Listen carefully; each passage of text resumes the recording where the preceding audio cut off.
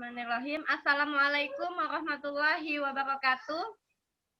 Waalaikumsalam Waalaikumsalam warahmatullahi wabarakatuh. Pagi semuanya, gimana kabarnya? Alhamdulillah. Alhamdulillah, luar biasa. Iya, alhamdulillah luar biasa. Semangat ya belajarnya hari ini. Semangat, Ya, Bu. Bu. Iya. Nah, biar Ibu tahu kalian semangat belajarnya, coba buka videonya sebentar saja. Aktifkan videonya. Nah, tuh pada ganteng-ganteng, cantik-cantik semua. Nah, sebelum kita memulai pembelajaran, coba Faris pimpin doanya. Ya, Bu. Ya, Bu. Berdoa dimulai.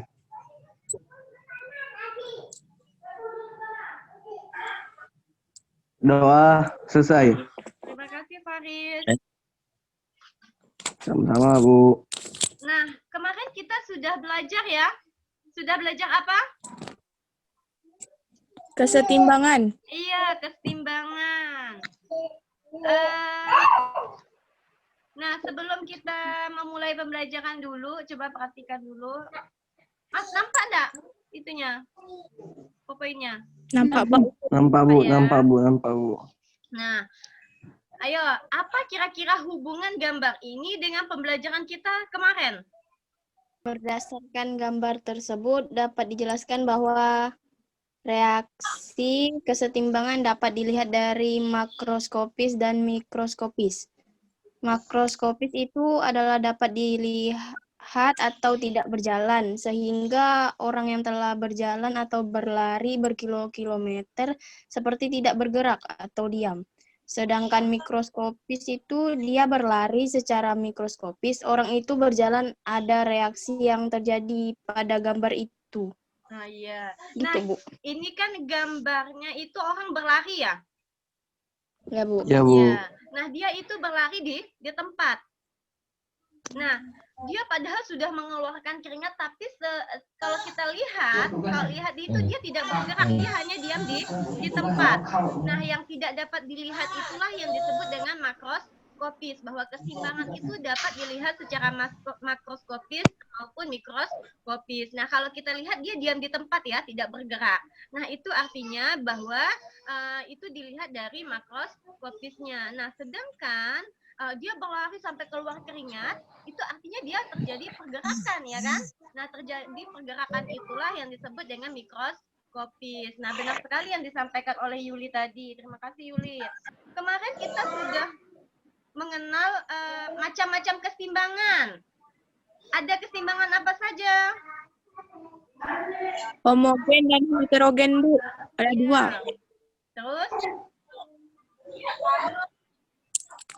Kalau Homogen homogen itu apa?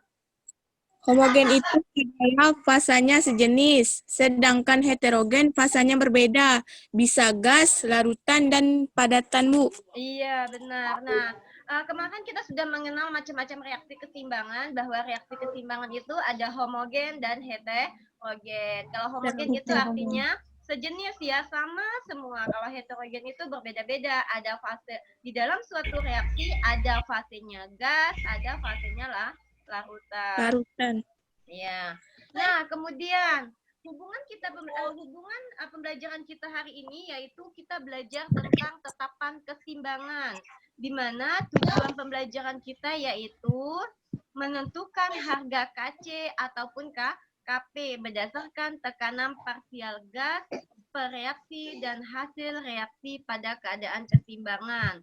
Kemudian menyajikan hasil pengolahan data untuk menentukan nilai keseimbangan suatu reaksi. Nah, modelnya di sini adalah problem based learning ya. Nah, Ibu akan menilai siapa yang bertanya, siapa yang menjawab, siapa yang kemudian nanti pengumpulan LKPD-nya, siapa yang tepat waktu, ya kan, siapa yang presentasi, semuanya akan Ibu nilai. Ya, Bu. Ya. Nah, kemudian tetapan keseimbangan itu coba perhatikan poin yang Ibu buat ini. Bagaimana cara menentukan KC?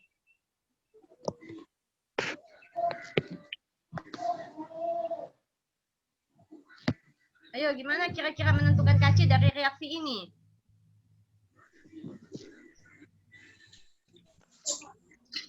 Oke, kalau tidak bisa, ayo siapa? Mungkin Mastur bisa nggak Mastur?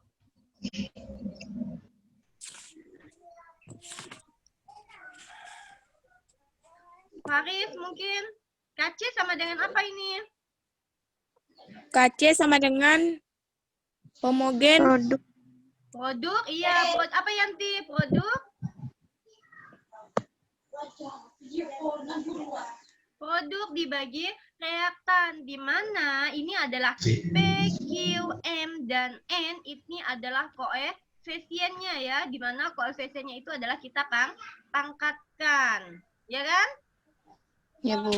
Nah, kemudian kalau untuk homogen, untuk heterogen, itu kan tadi banyak macam fasenya ya. Ada fase gas, kemudian larutan, solid, liquid. Nah, yang kita masukkan itu gas dan aqueous-nya. Nah, ada yang ingin bertanya di sini? Saya, Bu. Nah, yuk coba Yanti. Apa Yanti? Bu tertanya pada PowerPoint dituliskan untuk heterogen yang dimasukkan hanya gas dan larutan. Kenapa padatan dan liquid atau zat cair tidak dimasukkan? Iya, nah bagus sekali pertanyaannya. Nah, mengapa pada heterogen, liquid, dan solid atau padatan itu tidak dimasukkan? Ayo, siapa yang bisa jawab kira-kira? Saya, Bu. Coba Vira.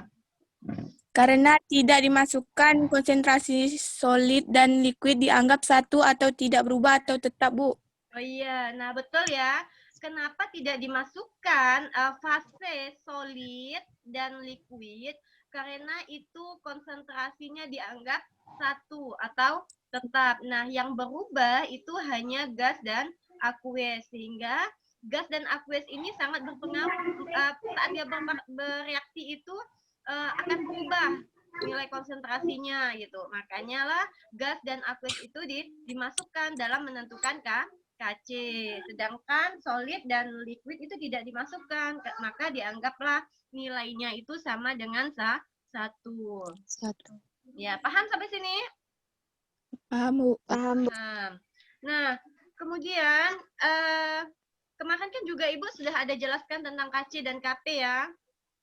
Nah, untuk KP itu ada tetapan keseimbangan tekanan parsial. Nah, bahwa untuk keseimbangan yang melibatkan gas, parsial itu melibatkan gas saja ya. KP liquidnya itu, solidnya, aqueousnya tidak kita masukkan, hanya dalam bentuk gas yang dimasukkan sama yang tadi Ibu jelaskan bahwa itu tidak berpengaruh, yang berpengaruh hanyalah gasnya. Nah, biasanya di dalam suatu reaksi itu sama saja KP dan KC. Cuman kalau KP itu menentukan parsialnya, kalau KC itu konsentrasinya. Nah, ini contohnya. Ya, kan misalnya 4NH3 ditambah 7O menghasilkan 7O2 ini ya, 7O2 menghasilkan, nah ini adalah reaksi keseimbangan di mana terjadi panah ya, terjadi reaksi bolak-balik. 4NO2 ditambah 6H2O. Nah, kalau karena ini adalah homogen, fasenya gas semua, maka dapat kita tuliskan bahwa produk dibagi reaktan. Produknya itu adalah di sebelah kanan. Iya. Reaktannya di sebelah kiri. Iya, kiri. Maka produknya itu di atas, reaktannya di bawah. Koefisiennya itu dipangkatkan NO2. Ya kan, dipangkatkan 4. H2O dipangkatkan 6. Iya. NH3 dipangkatkan 4. Iya. O2 dipangkatkan 7, Bu. 7. Iya, pintar. Nah, sama juga dengan KP. Nah, kalau KC itu ditandai dengan kurung awal ini ya. Ini artinya konsentrasi. Iya, kalau KP itu cukup dengan tanda kurung biasa ya. Nah, cukup dikasih keterangan PNO2 berarti parsial NO2 pangkat 4. Sama ya? Iya. Ya, Bu. Nah, kemudian kalau untuk larutan heterogen, nah di sini ada gas, ada aqueous, ada solid dan aqueous. Nah, tadi yang dibilang bahwa solid itu adalah tidak kita masukkan, ya kan? Nah, tidak kita masukkan, artinya yang dimasukkan hanyalah apa? NaCl. Iya, NaCl sama apa? BaCl2. BaCl2 dikali Na2 Na2. SO. 4. Iya. Nah, berarti S-nya yang solid ini cukup atau kita coret Dua aja kalau kita empat. mengerjakan biar tidak mengecoh ya. Nah, itu tidak Ya, kita Bu. masukkan. Paham ya? Paham, Bu. Nah, sekarang coba kemudian ada lagi hubungan Kp dan Kc ya. Atau bisa masuk ke sini. Nah, ke dalam 1 liter dimasukkan 3 mol CO dan 3 mol H2O. Sesuai dengan persamaan reaksi, maka didapatlah persamaan reaksi ini homogen. Jika pada keadaan setimbang terdapat 0,5 mol CO2, tentukan Kc-nya. Maka penyelesaiannya adalah kalian tuliskan reaksinya. Tulis di reaksinya sini awal atau mula-mula, kemudian reaksi, kemudian setimbang.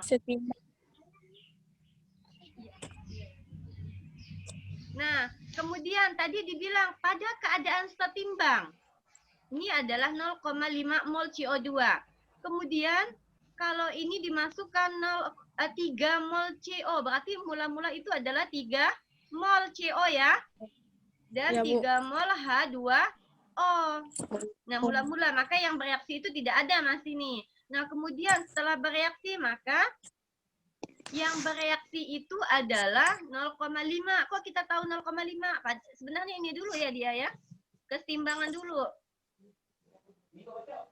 Nah, 0,5 ya. Jika pada keadaan setimbang terdapat 0,5 CO2. Nah, sebenarnya ini dulu kita tuliskan. Nih, 0,5. Nah, dah. Kalau di sini 0,5 otomatis yang bereaksi itu adalah 0,5. Karena koefisiennya 1, maka di sini juga koefisiennya 1, maka perbandingannya sama 0,5, 0,5. Sehingga kita kurangkan 3,0 dikurang 0,5, hasilnya 2,5. Jadi kalau misalnya menentukan Kc-nya, ya kan? Nah, Kc sama dengan kita tuliskan reaksinya tadi, produk dibagi reaktan, ya kan? Ya, Bu. Cuman berapa nilai CO2-nya, berapa nilai H2-nya kita masukkan. Nilai CO2-nya itu 0,5, nilai H2 itu 0,5, kemudian dibagi 2,5 dikali 2,5, sehingga didapat 0,04. Paham nggak sampai di sini? Paham, Bu. Oke, paham. Nah, kemudian ada hubungan antara Kp dan Kc ya. Hubungan Kp dan Kc yaitu di mana Kp sama dengan Kc dikali R dikali T pangkat delta N. Di mana delta N ini adalah koefisien produk kanan kiri. dikurang reaktan. Koefisien kanan dikurang dengan koefisien kiri. Iya, Tinta. Mama. Ya, potongnya di satu aja. Iya, baring. Iya, udah. Paham. Nah, sekarang kita diskusi ya. Ya, Bu. Ibu sudah bagikan LKPD-nya di classroom. Kemudian kelompok juga sudah kita bagi ya kelompoknya tadi malam. Nah, dikerjakan sesuai dengan kelompoknya. Ya, Bu. Setelah ini kalian diskusi dulu 20 menit. Setelah 20 menit kita masuk lagi ke Zoom. Gimana? Bisa? Ya, Bu. Bisa. Ya, Bu. Oke. Ya, Bu. Sudah selesai diskusinya? Sudah, Bu. Sudah, Bu. Oh, sudah. Oke. Kalau sudah berarti kita bisa presentasi ya? Bu. Bisa, Bu. Ya. Nah, presentasinya Ibu tunjuk atau diwakili oleh setiap kelompok? Ibu tunjuk Setiap gak, Bu? Di kelompok. Iya, boleh. Ibu tunjuk ya, supaya kalian lebih siap ya. Berarti setiap kelompok harus Ya, Bu. memahami materinya. Iya. Nah, Ya, Bu. kemudian kelompok 1. Coba yang kelompok 1 ini, Faris, coba presentasikan. Apa hasil dari diskusi kalian? Nomor 1 ini, bagaimana cara menentukan KC-nya? Ya, Bu, presentasi kelompok 1 yaitu KC sama dengan PCL 3 dikali CL 2 per PCL 5. Iya, kemudian Itu kalau hasil dari yang kedua itu KC sama dengan SO2 dikali CL2 per SO2 dikali CL2. iya. Nah, bentar dulu ya. Berarti cukup 2 dulu ya, kelompok satunya. Ya, Bu. Ini yang homogen, berarti cukup kita masukkan semuanya ya. Ya, Bu. Iya, berarti yang KC sama dengan PCl3, konsentrasi PCl3 dikali konsentrasi Cl2 dibagi konsentrasi PCl5. Ya kan? Sama semua? sama, Ada Bu. yang berbeda? Sama, Bu. Sama. Oke, yang 2. Sama-sama, Bu. Ya. Kalau yang 2-nya juga sama ya, produk dibagi reaktan. Nah, karena produknya itu adalah konsentrasi dari SO2 dikali dari konsentrasi Cl2 dibagi SO2 Cl2. Ya kan? Cukup itu ya, karena nggak ada koefisiennya. Dan fasenya homogen, semuanya gas. Nah, coba biar lebih siap lagi. Yanti, nomor 3-nya bisa presentasikan?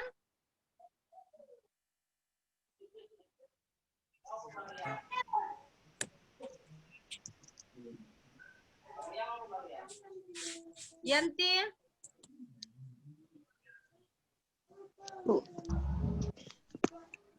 KC sama dengan Fe3O4 dikali H2 pangkat 4 dibagi Fe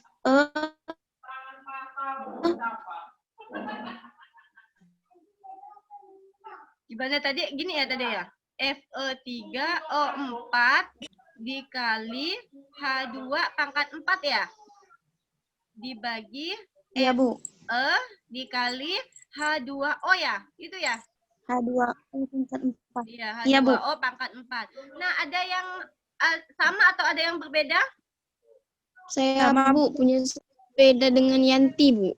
Oh, iya iya. Yuli coba berbeda dengan Yanti ya. Nah, coba kalau Yuli Kalau apa? saya tuh KC sama dengan H2 pangkat 4 per H2O pangkat 4.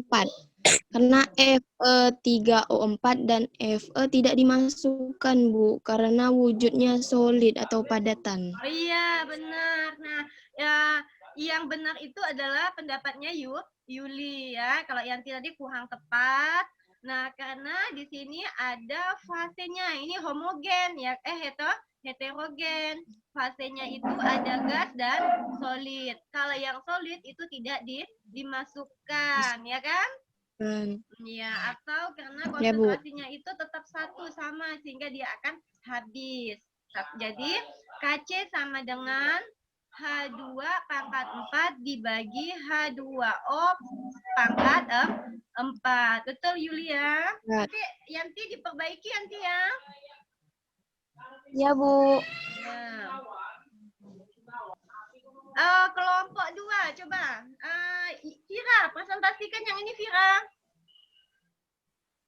KP sama dengan BR2 dikali CL2 dibagi BRCL pangkat 2, Bu. Ya, kemudian nomor 2-nya? Yang nomor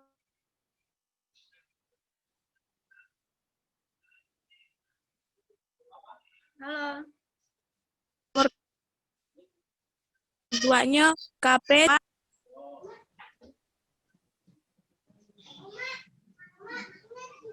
KP sama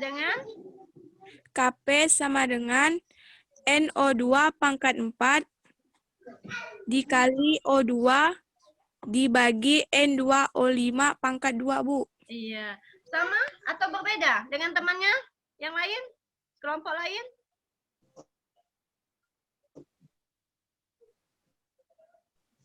Sama semua?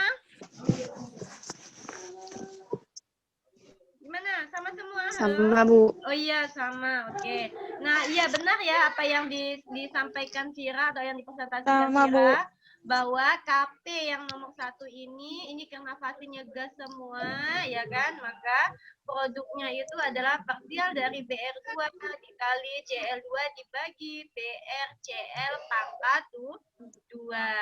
Sama juga dengan yang ini, NO2 pangkat 4 dikali O2 dibagi N2O5 pangkat 2. 2. Paham ya semuanya? 2. Bisa ya semuanya? Paham, Bu? Iya. Paham, Bu.